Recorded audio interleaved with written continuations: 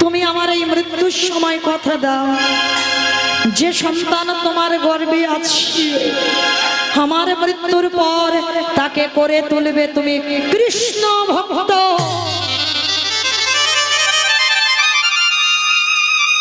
কথাটা বলে দ্বিজ ঘোষের মৃত্যু হয়ে গেল।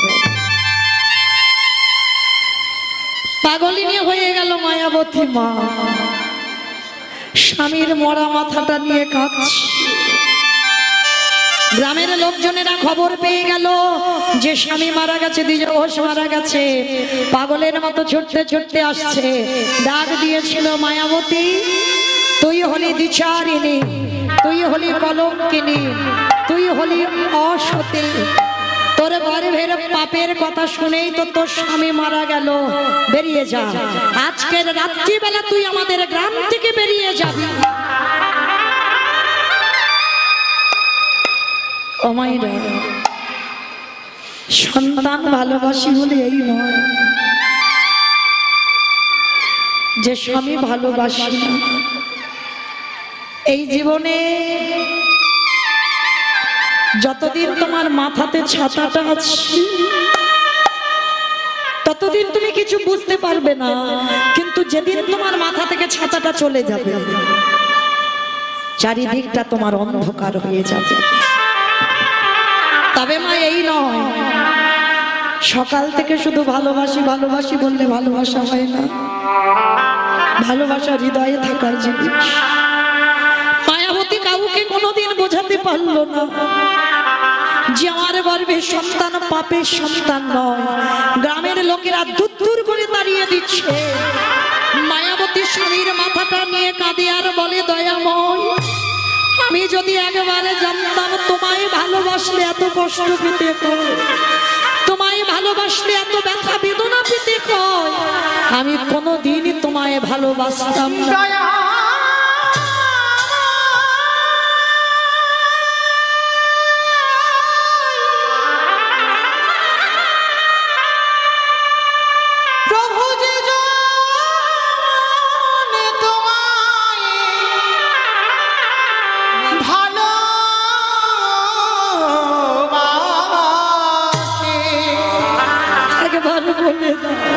তারে কি এমনি করি এমনি করে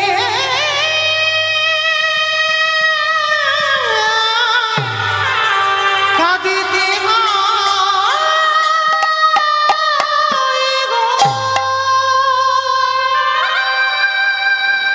স্বামী মারা গেল আর স্বামীর মৃত্যুর পর কে বলবে? স্বামীর মৃত্যুর পর মায়াবতী বাবা যার বাড়িতে যায় সে দূর দূর করে তাড়িয়ে দেয়। কেউ খেতে দেয় না, খিদের জ্বালায় অনাহারে অনিদ্রায় গর্ভবতী মা বড় কষ্ট, বড় জ্বালা, বড় যন্ত্রণা। এক বাড়িতে মা কাজ পেয়েছে। গ্রামের শেষ প্রান্তে একটা বাড়িতে কাজ পেয়েছে। কোনো মাইনে নয়, কোনো বেতন নয়, সারাদিন কাজ করে আর খেতে দেয় কি জানো? ওই ভগবানকে প্রসাদী দেয়, একটা ছোট বাটিতে করে একটু প্রসাদী দেয়। ওই প্রসাদীটাই মা পায়। দেখতে দেখতে 10 মাস 10 দিন মার কোল আলো করে একটা ফুটফুটে পুত্র সন্তান এলো। কিন্তু মায়াবতীকে সমাজ করে দিল দ্বিচারিণী। মায়েরা যারা লক্ষ্মী, কালী, দুর্গা, সরস্বতী, মনসা, শীতলা ভক্ত তাদের পার আছে, কিন্তু যারা কৃষ্ণ ভক্ত একটু সাবধানে থেকো। কেন বললাম সাবধানে থেকো? যে করে আমার আশ তারে করি সর্বনাশ নয়। ভগবান কিন্তু বাবা জীবনে ভক্তের সর্বনাশ করবে, সর্বনাশ। বাংলা ভাষাগুলো বুঝতে হবে। সর্বনাশ আলাদা, সব নাশ আলাদা। যে ভগবানকে ভালোবাসবে তার সব নাশ করে দেবে। আপনজন বলতে আর কাউকে রাখবে না, একটা একটা করে আপনজন কেড়ে নেবে। তারপরে যদি আমার চরণ না ছাড়ে, তারপরে আমি তাকে আমার চরণে আমি আমি যে ভাগেতে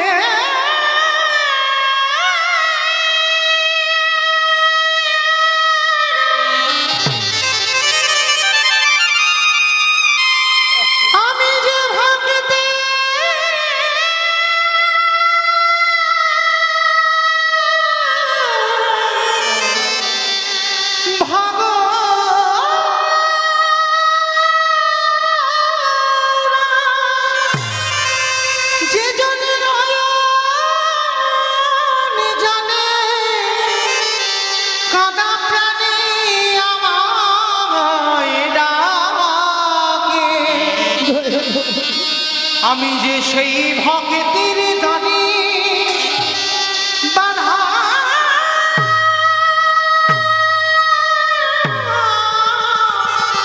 পড়ে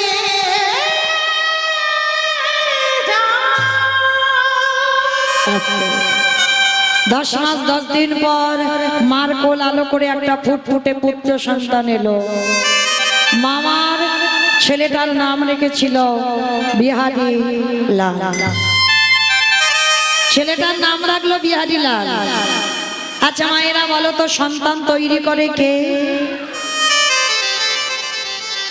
বাবা নয়, মা। সন্তান তৈরি মা করে, বাবা কোনোদিন করে না। বাবা কর্মে ব্যস্ত, মা তৈরি করবে ছেলে। তবে মায়েরা মনে রেখে, ছেলেকে শুধু লেখাপড়ার ডিগ্রি তৈরি করালে হবে না, ওটা দরকার, কিন্তু তার পিছনেও সন্তানকে একটু আধ্যাত্মিক চেতনা তাকে দিতে হবে। ছোটবেলা থেকে ছেলে মেয়েদের শেখাতে হবে। আচ্ছা বাবা, আপনারা আমরা সনাতন ধর্মের মানুষ, ভালো করে বিচার করে বলেন তো, ছোট ছোট বাচ্চাদেরকে আমরা শিখিয়েছি সকাল হলে সবার আগে এই ধরিত্রী মাকে একবার প্রণাম করতে হয়। কি গো, কজন মা আমরা শিখিয়েছি? শেখাবেন, আমি চরণ ধরে বলে যাচ্ছি।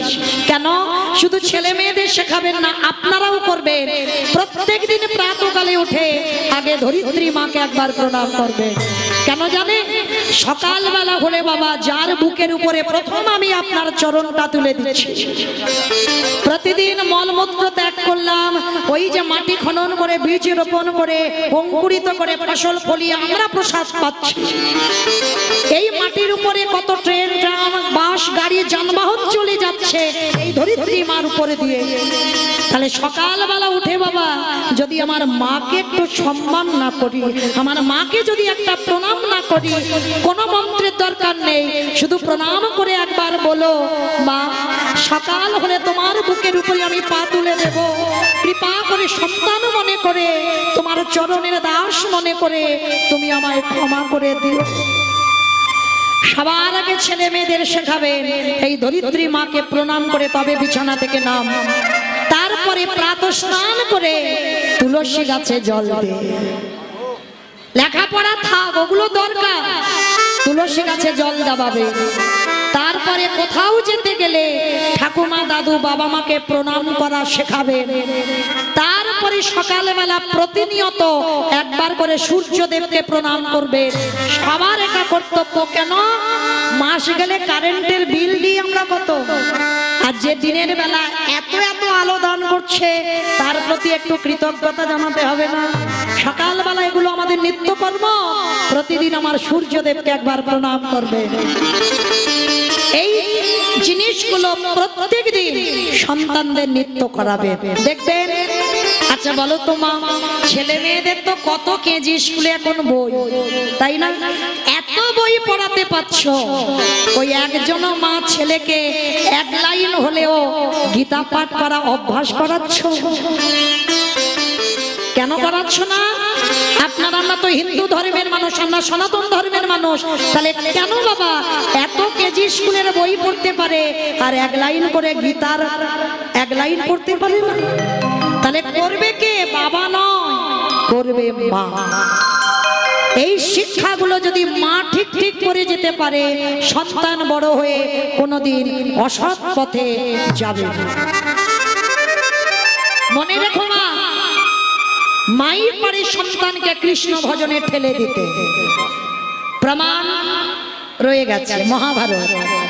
জানো কুরুক্ষেত্রের মাটি যুদ্ধ হলো কতদিন? আমরা বলি 18 দিন, কিন্তু বাবা 18 দিন পূর্ণ হয়, 17 দিন এক বেলা, আর এক বেলাটা যুদ্ধ হয়নি। তো 17 দিনে যুদ্ধ হয়েছে। ভীম আর অর্জুন দুই ভাই বাবা ঝগড়া বেঁধেছিল। কি ঝগড়া? ভীম বলেছিল আমার জন্য জয়, অর্জুন বলেছিল আমার জন্য জয়। আর এই দুই ভাই আমার আমার করতে করতে দুই ভাই হাতাহাতি বেঁধে গেছে। ভীম বলছে আমার জন্য জয় হলো, অর্জুন বলছে আমার জন্য জয় হলো। আর দুই ভাই মানে একেবারে মারামারি বেঁধে গেছে। আর যেই না মারামারি বেঁধে গেল, পিছন থেকে একজন এসে খিলখিল করে হেসে উঠেছে। ভীম আর অর্জুন দুই ভাই ঝগড়া করতে করতে থেমে গেছে। থেমে গিয়ে বলছে আমাদের ভাইয়ে ভাইয়ের ব্যাপার, ফ্যামিলির ব্যাপার, পরিবারের ব্যাপার, মারামারি করি, কাটাকাটি করি, খুনোখুনি করি, যাই করি না কেন, তুই ওই রকম পাগলের মতো হাসছিস কেন? কি হয়েছে তো? তার পিছনে যে হাসছিল সে বলছে এই যে তোমরা দুই ভাই আমাকে চেনো না, কিন্তু আমি তোমাদের দুই ভাইকে খুব ভালো করে চিনি। ও বাবা, আমি ওকে চিনি না, ও নাকি আমাকে চেনে। এই আমাকে তুই কি করে চিনলি? বলে শোনো, তোমাকে চিনি, তোমার বাবাকে চিনি, তোমার দাদুকে চিনি, তোমার গোটা বংশকে চিনি। আমার গোটা বংশকে চিনিস? বলে হ্যাঁ, একটু মিলিয়ে নাও। বিষ্ণু থেকে ব্রহ্মা, ব্রহ্মার পুত্র অগ্রিব, অগ্রিবের পুত্র সোম, সোমের পুত্র বুধ, বুধের পুত্র পুরুরবা, পুরুরবার পুত্র আয়ুষ, আয়ুষের পুত্র নহুষ, নহুষের পুত্র যজাতি, যজাতির পুত্র যদু, যদুর পুত্র কুরু, কুরুর পুত্র জন্মেঞ্জয়, জন্মেঞ্জয়ের পুত্র গতিষ্ঠান, গতিষ্ঠানের পুত্র মনুষ্য, মনুষ্যর পুত্র চারুপাল, চারুপালের পুত্র রুদ্রাসন, রুদ্রাসনের পুত্র হৃদেশ, হৃদেশের পুত্র রক্তিনাথ, রক্তিনাথের পুত্র ব্যাভি, ব্যাভির পুত্র দুষ্মন্ত, দুষ্মন্তর পুত্র ভরত, ভরতের পুত্র ইক্ষু, ইক্ষুর পুত্র সংবরণ, সংবরণের পুত্র সুধনু, সুধনুর পুত্র সহদ্র, সহদ্রর পুত্র জবন, জবনের পুত্র কৃতি, কৃতির পুত্র উপরিজবসু, উপরিজবসুর পুত্র জরাসন্ধ, জরাসন্ধর পুত্র সহদেব, সহদেবের পুত্র সমাচি, সমাচির পুত্র কুসুম, কুসুর পুত্র জম্ভ, জম্ভুর পুত্র সুরাত, সুরাতের পুত্র বিহরাত, বিহরাতের পুত্র আজুকানু, আজুকানুর পুত্র অগ্রধর, অগ্রধরের পুত্র দেবঋষি, দেবঋষির পুত্র ঋক, ঋকের পুত্র বিদিক, বিদিকের পুত্র পতিত, পতিতের পুত্র শান্তনু, শান্তনুর পুত্র বিচিত্র বীর্য, বিচিত্র বীর্যর পুত্র পাণ্ডব, পাণ্ডুর পুত্র ভীম, ভীমের পুত্র ঘটোৎকচ, আর ঘটোৎকচের পুত্র পিছনে যে হাসছিল নাম হলো তার বর্বরী।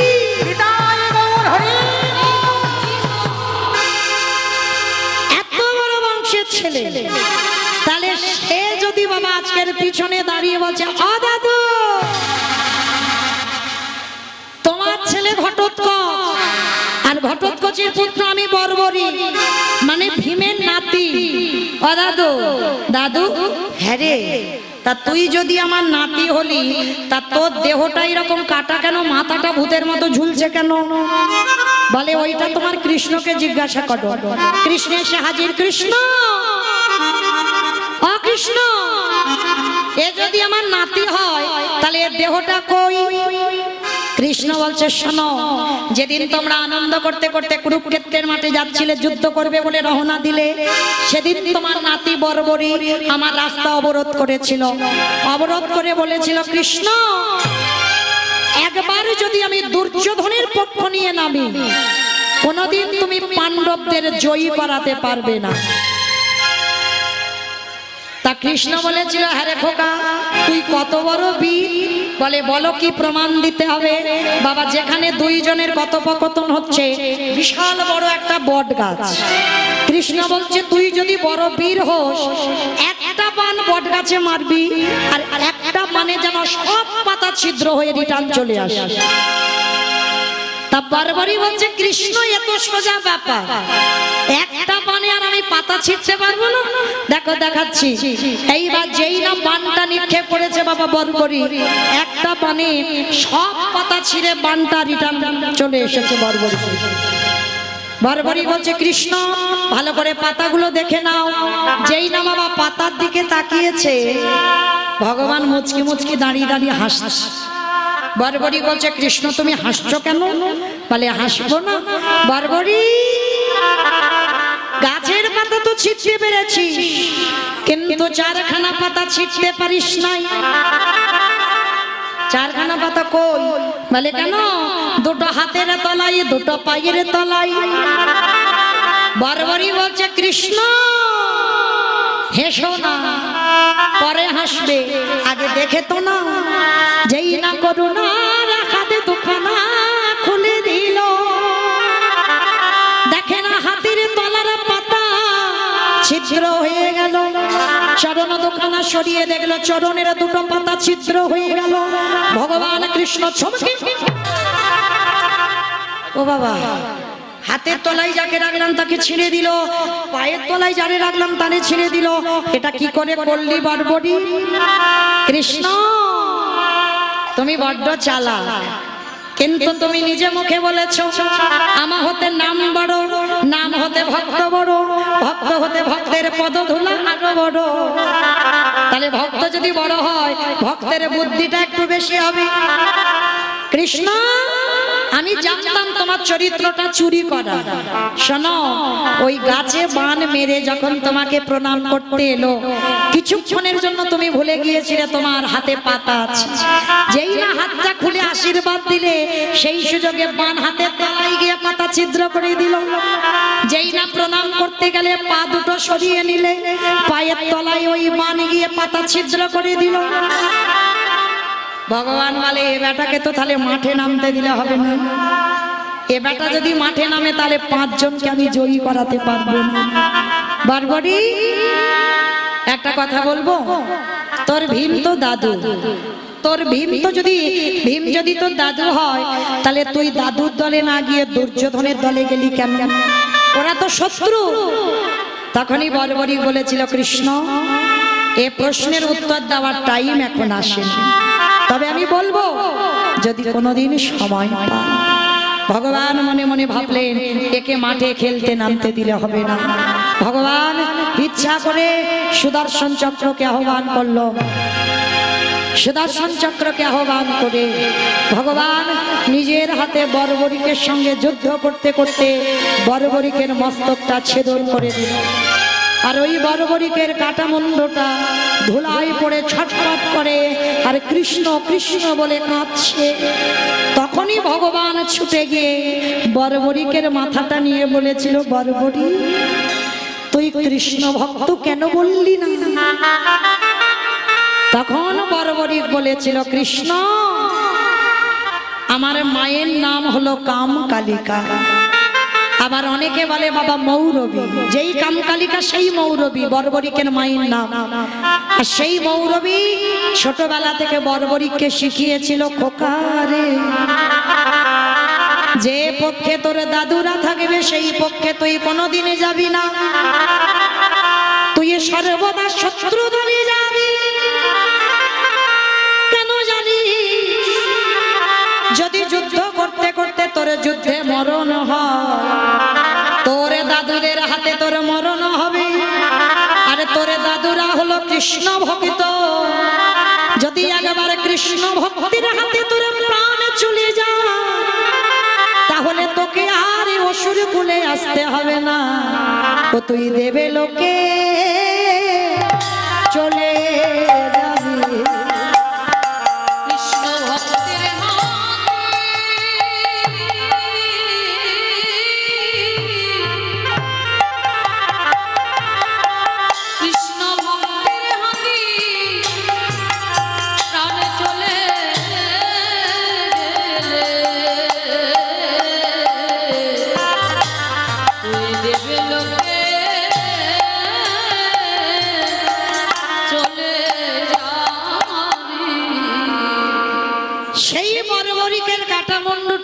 আছে কোথায়?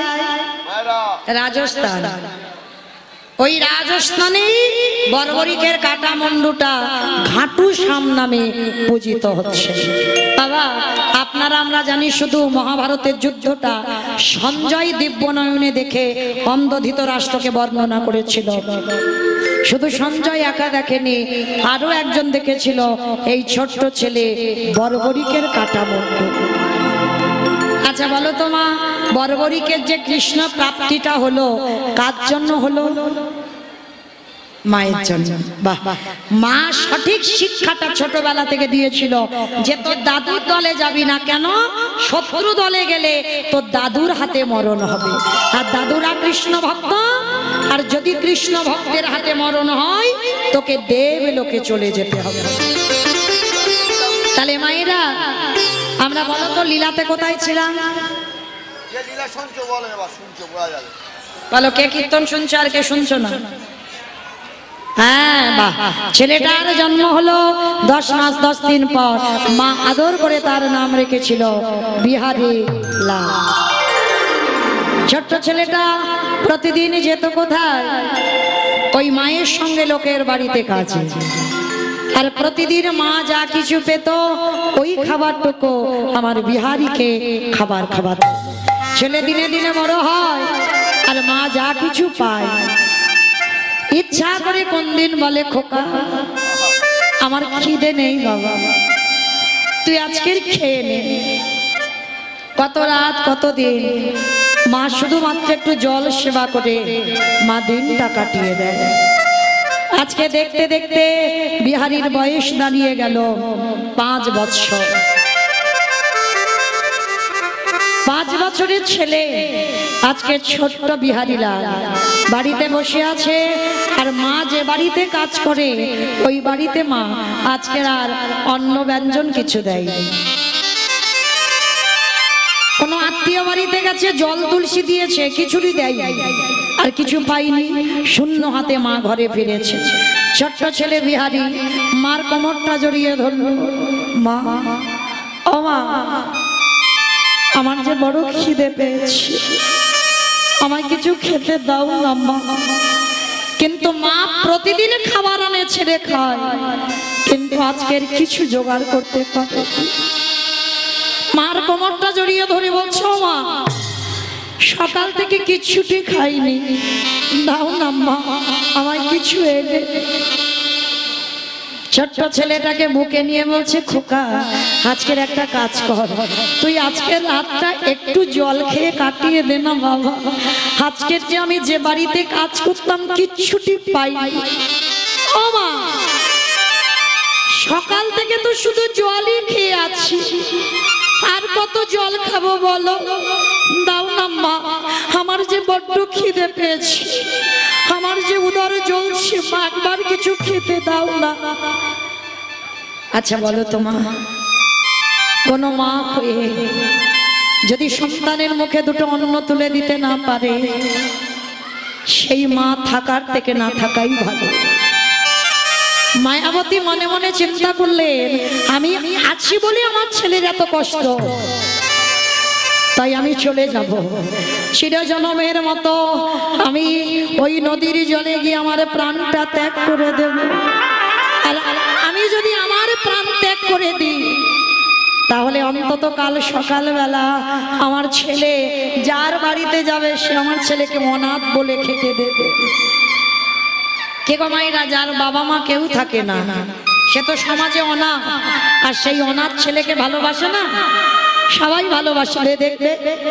তো আজকে ছোট ছেলে মা কি করেছে, ছেলেটাকে কোলের কাছে নিয়ে মাথায় হাত বুলিয়েছে।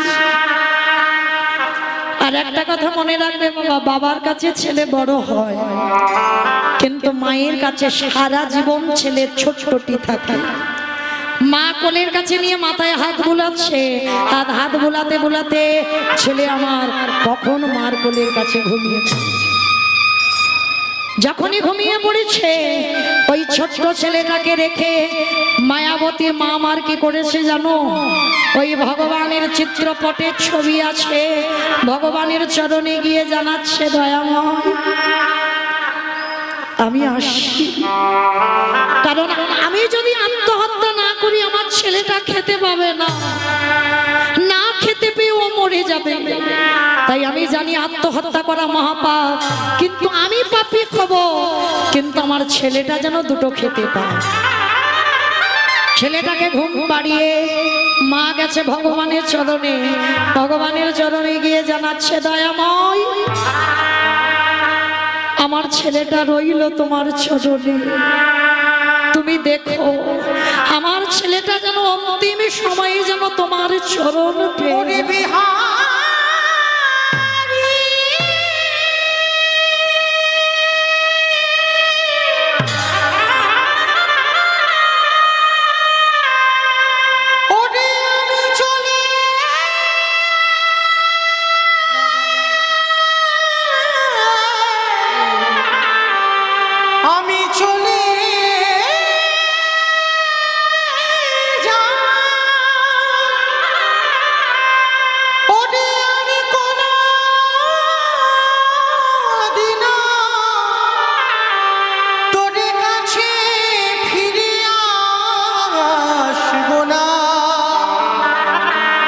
প্রভু আমি চলে যা ওরে বিহারি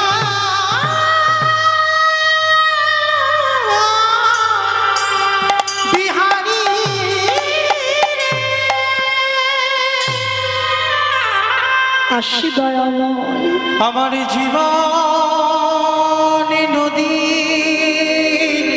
আমার ছেলেটা রইল তুমি ওকে দেখো। নাইয়া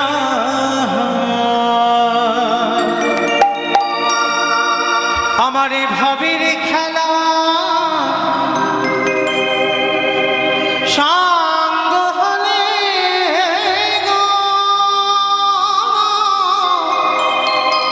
একেবারে দিও পার করিয়া আমার জীবন নদীরে নাইয়া।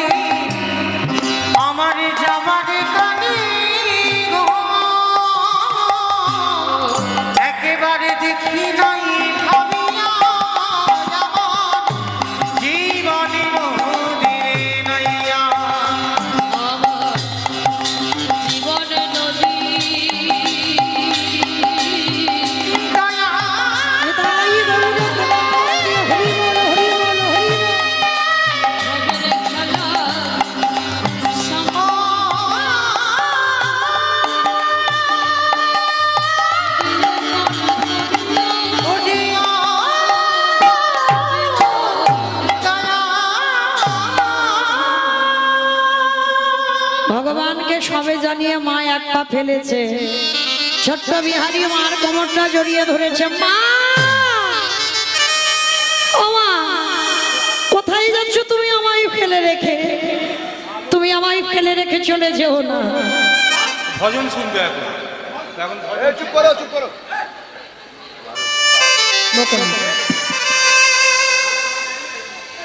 যেই না বাবা আজকের মায়ের কোমরটা জড়িয়ে ধরলো, মা একবার